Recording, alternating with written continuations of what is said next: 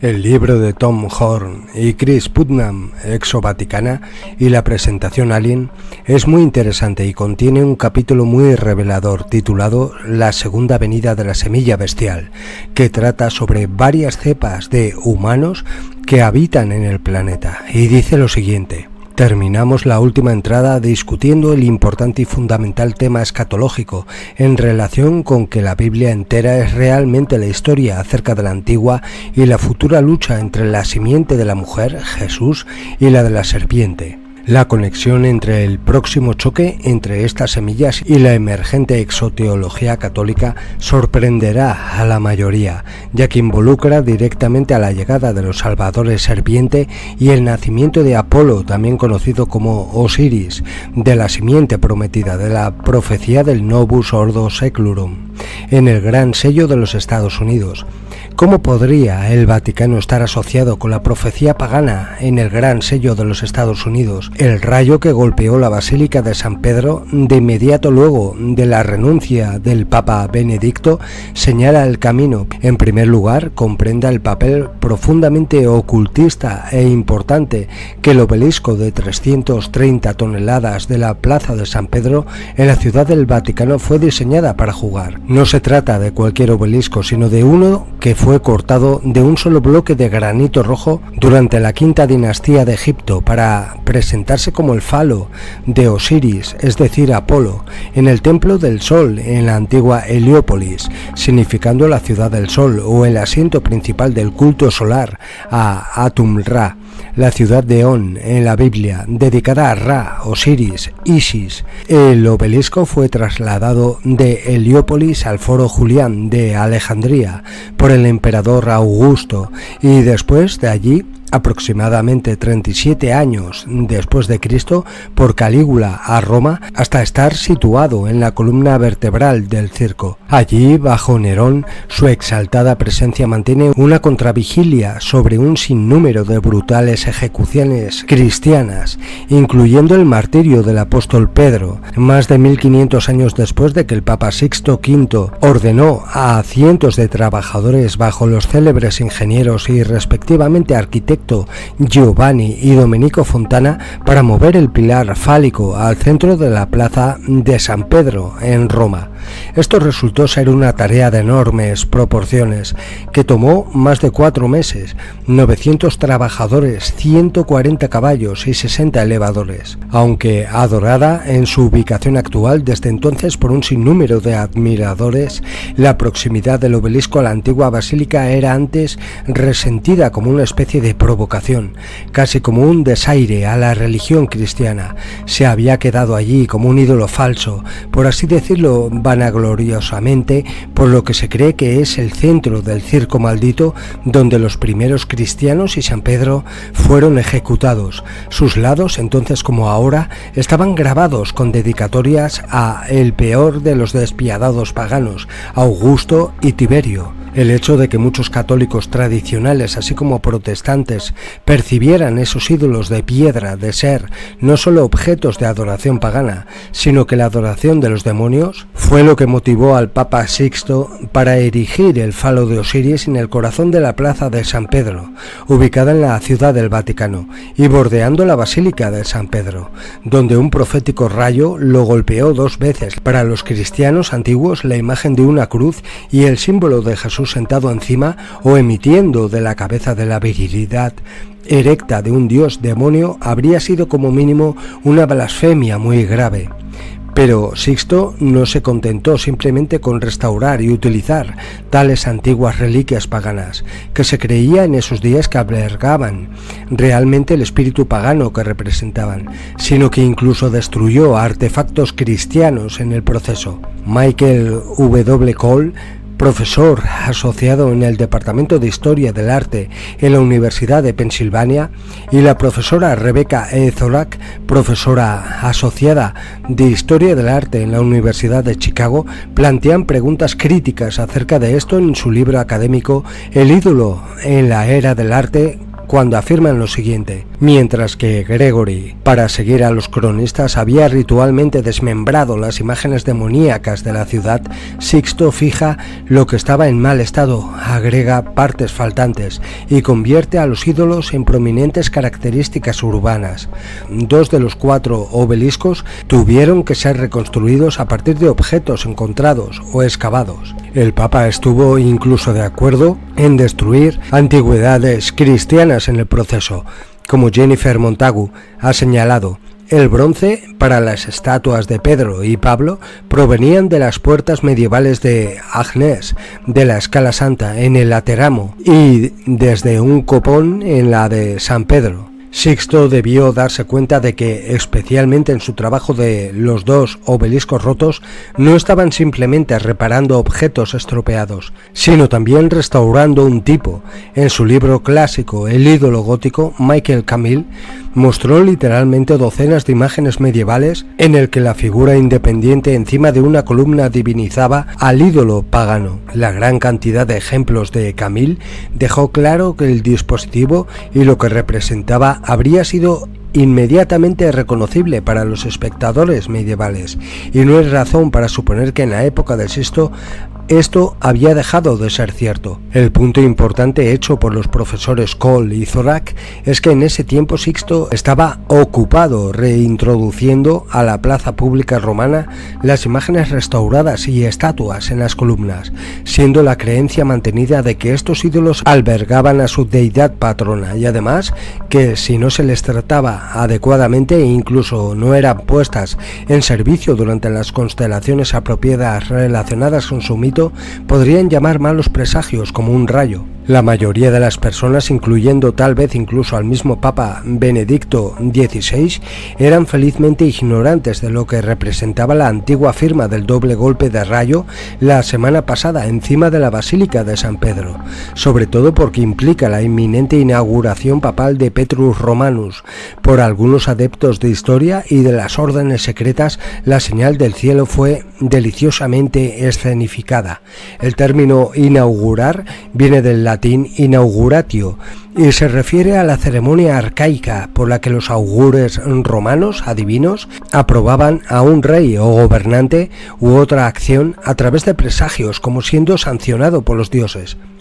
En cuanto a Petrus Romanus, su inauguración fue sellada por el mismo antiguo augurio utilizado en la determinación de la voluntad de los dioses para un rey, el trueno y el rayo como el más importante auspicio y señal de que Júpiter, el padre de Apolo, estaba observando. Existe un fuerte indicio de que el Papa Sixto no solo creía en tales augurios, sino que se preocupaba por los poderes que podrían habitar sus nuevos marcadores urbanos. Esto fue claramente evidente cuando la cruz fue colocada en la parte superior del obelisco en medio de la plaza de San Pedro, y el Papa marcó la ocasión llevando a cabo el antiguo rito de exorcismo contra el símbolo fálico, primero previsto a ocurrir el 14 de septiembre, coincidiendo con la fiesta litúrgica de la exaltación de la cruz, y no coincidentemente bajo el signo zodiacal de Virgo, Isis. El evento fue retrasado hasta finales de mes y cayó bajo el signo de Libra, que representa un evento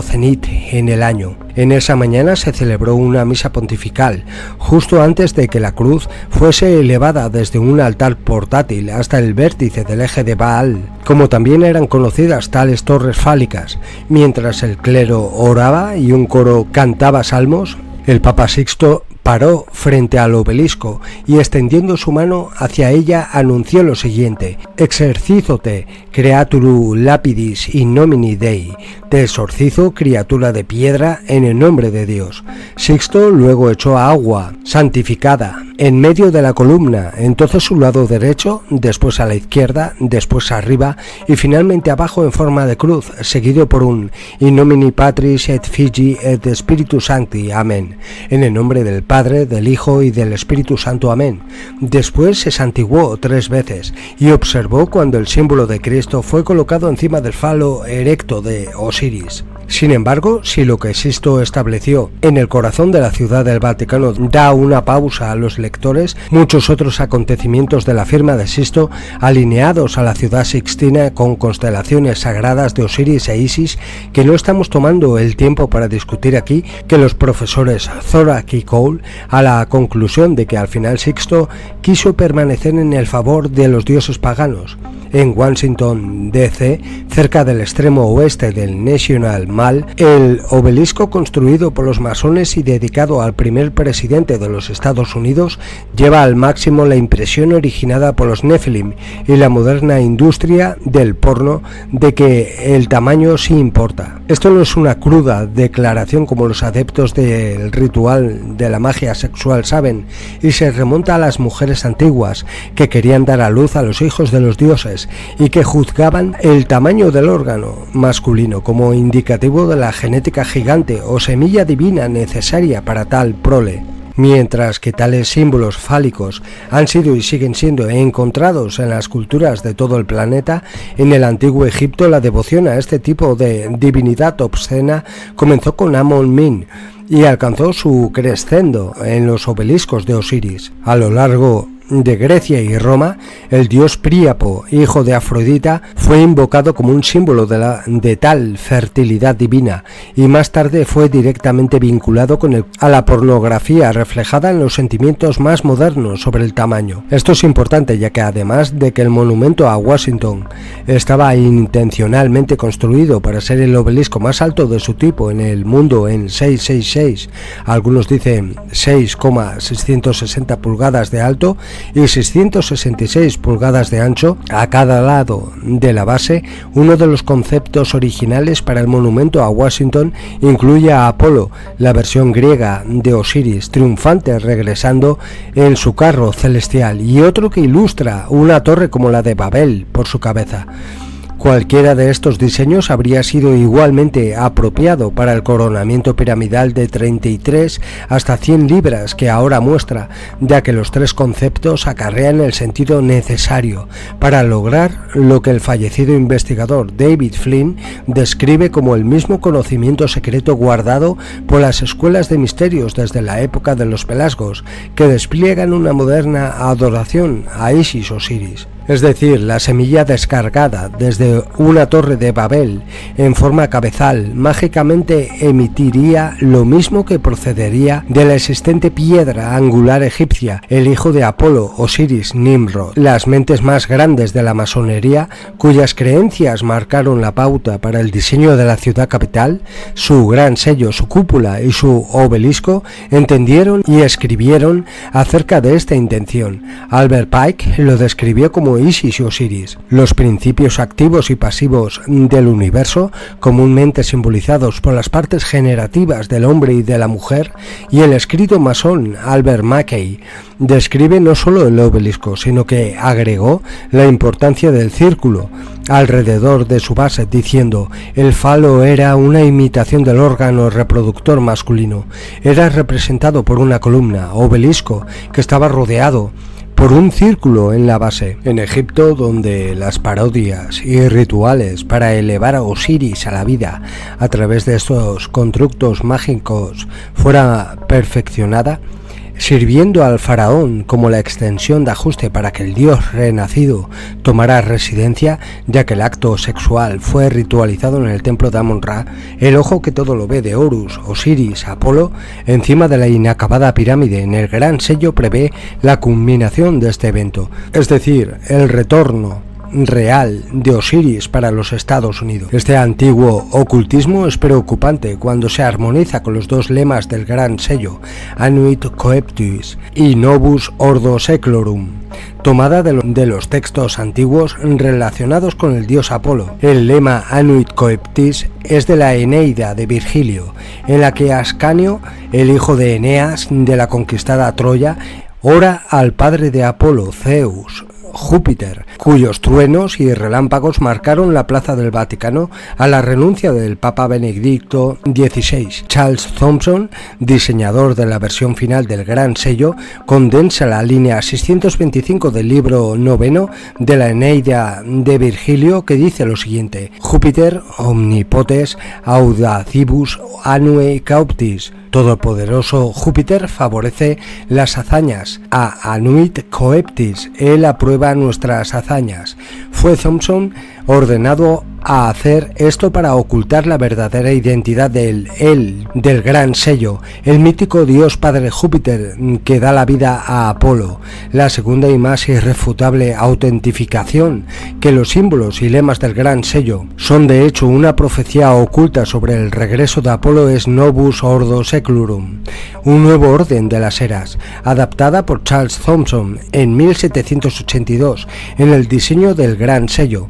De acuerdo con el registro oficial, Thomson, amigo de los masones y gran defensor de la Sociedad Filosófica Americana de Benjamin Franklin, creó la frase de inspiración que encontró en una línea profética en Égloga 4 de Virgilio. Esta misma Sibilila de Cumas es aún un lugar destacado junto a los profetas del Antiguo Testamento en las pinturas de Miguel Ángel en la Capilla Sixtina en el Vaticano. Sin embargo, al leer el texto de Virgilio, está muy claro de quién estaba hablando la profetisa de Apolo, directamente ligada a Washington y al Vaticano. El Hijo Divino, que viene de la profecía de la Sibila, se generó de una nueva raza de hombres enviados del cielo, cuando él recibe la vida de los dioses y ve a los héroes mezclarse con los dioses, preparando a las personas religiosas a aceptar la encarnación de Apolo Osiris. Inicialmente, al leer el material a la luz del libro en clave que el designado jesuita consormano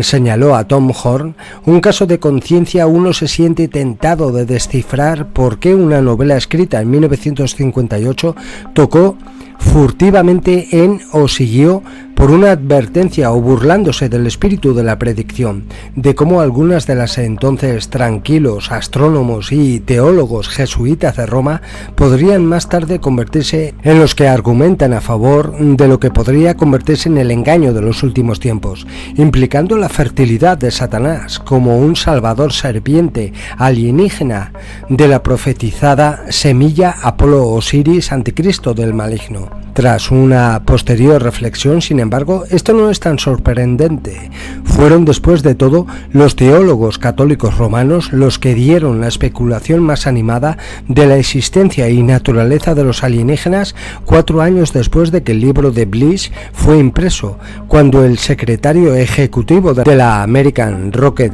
Society publicó conjeturas sobre el tema. Desde entonces, otras autoridades del Vaticano han afirmado aún más que los alienígenas en realidad podrían expresar la gloria de Dios mejor que nosotros los humanos, incluso conduciendo a la humanidad a venerarlos como dioses, un tema recurrente articulado entre muchos astrónomos jesuitas. El padre Daniel C. Reibel pensó que la eventual aceptación de los alienígenas como objetos de culto podrían ocurrir de manera natural, como resultado de ellos teniendo cualidades divinas y dones sobrenaturales atribuidos por los seres humanos a la divinidad. Por ejemplo, es posible disfrutar del conocimiento infuso. Literalmente ellos nacerían con un amplio conocimiento y encontrarían la adquisición de los nuevos conocimientos fácil y agradables. Podrían ser bendecidos con la armonía y la concordia en el funcionamiento de su cuerpo y las facultades espirituales.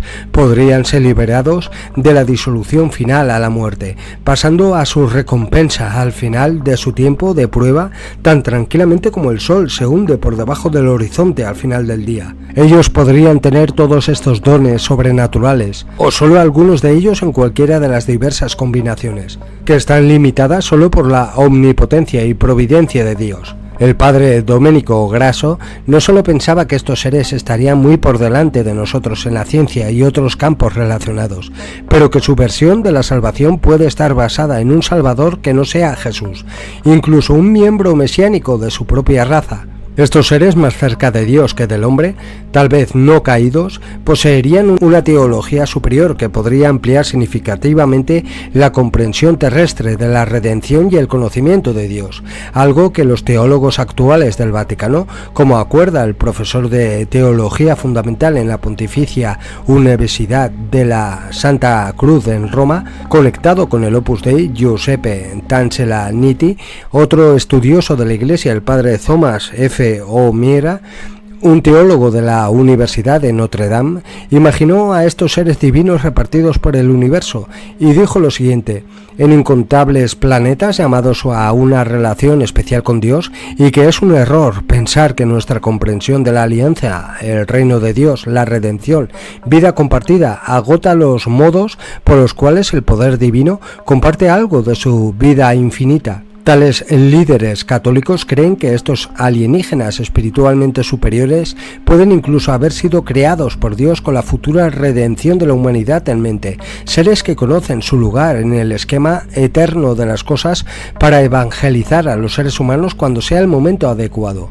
Esta perturbadora y potencialmente profética creencia se basa parcialmente en argumentos teológicos realizados por estos sacerdotes, como el Monseñor Januaris de Concilio, profesor de teología en el Seminario de la Inmaculada en Nueva Jersey, que cree que la inmensa distancia en el intelecto de los seres humanos y los ángeles sugieren que Dios crearía especies intermedias para llenar el vacío, y estas especies serían alienígenas, inteligencias extraterrestres.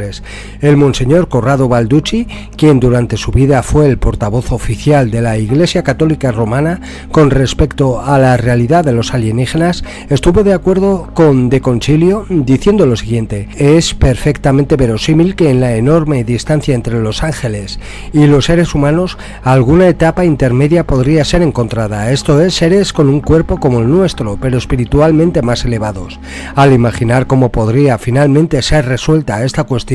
Paul Thigpen, para la sección de respuestas católicas de Sunday Visitor, resolvió que nada menos que un encuentro público bien documentado entre los terrestres y los extraterrestres o sus vestigios será concluyente. Según el Corán, el texto religioso principal del Islam, este encuentro puede ocurrir más pronto de lo que la mayoría sospecha y en un tiempo específico y oculto que Dios mismo ha escogido. En Apocalipsis, Racionalidad, Conocimiento y Verdad, el erudito musulmán Mirza Tahir Ahmad cita el versículo 42-30 del Corán, que dice lo siguiente: y entre sus señales está la creación de los cielos y de la tierra, y todas las criaturas vivientes. Dabbagh, él ha separado a ambos, y él tiene el poder de reunirlos, Yam y Lo, cuando él así lo desee. Ahmad dice lo siguiente: Yam y Him es la expresión árabe en este versículo que habla específicamente de la puesta en común de la vida en la tierra y la vida en otros lugares. De cuándo se llevará a cabo la reunión de ambos no se especifica, ni se menciona si va a pasar aquí, en la tierra o en otro lugar. Una cosa, sin embargo, es definitivamente declarada: este evento sin duda sucederá cuando Dios así lo desee. Si debe tener en cuenta que la palabra jamá puede implicar o bien un contacto físico o un contacto a través de la comunicación. Solo el futuro dirá cómo y cuándo este contacto se llevará a cabo, pero el hecho de que hace más de 1400 años tal posibilidad fuese incluso predicha es un milagro en sí mismo. Por otra parte, la expectativa de que los extraterrestres se dirigen hacia nosotros se extiende también a la visión del mundo no religioso. Lewis White Black, un filósofo de la Universidad de Rochester, dice lo siguiente: creo que incluso la especulación científica responsable y la costosa tecnología de la exploración espacial en la búsqueda de otras formas de vida son el equivalente peculiarmente moderno de la angeología y demonología y utopía o apocalipsis. Black luego añade lo siguiente: la exobiología recapitula la escatología. La esperanza escatológica de la ayuda del cielo revive cuando los cielos de la astronomía moderna sustituyen al cielo de la religión. Que podamos aprender de sociedades más avanzadas en el cielo, el secreto de la supervivencia es la esperanza escatológica que motiva, o al menos se usa, para justificar el trabajo de los exobiólogos. Esto se aplica en general general a otras espiritualidades también. Por ejemplo, el fundador de la psicología analítica, Carl Jung, escribió en relación a la creencia alienígena lo siguiente: además de su tecnología claramente superior, ellos están acreditados con la sabiduría superior y la bondad moral que, por otro lado, los habilite para poder salvar a la humanidad. Hablando de los ovnis como un arquetipo, Jung describe sus cualidades mesiánicas como creando la imagen de la personalidad divina y humana, el hombre primordial o antropos, o un Chen-yen, hombre verdadero o conjunto, y Elías, que hace descender fuego del cielo y es un precursor del Mesías, la dogmatizada figura de Cristo, así como de Khidir, el Vedant, que es paralelo a Elías, como él se pasea por la tierra como una personificación humana de Dios. Así, la creencia en extraterrestres divinos que finalmente entren en contacto con el hombre tiene una gran aceptación entre las religiones, entre el laicismo, los espiritualistas y las religiones más grandes del mundo, que parecen listas e incluso entusiasmadas, abrazando su momento de divulgación oficial, algo que estos autores consideran sostiene peligrosas y engañosas ramificaciones del fin de los tiempos.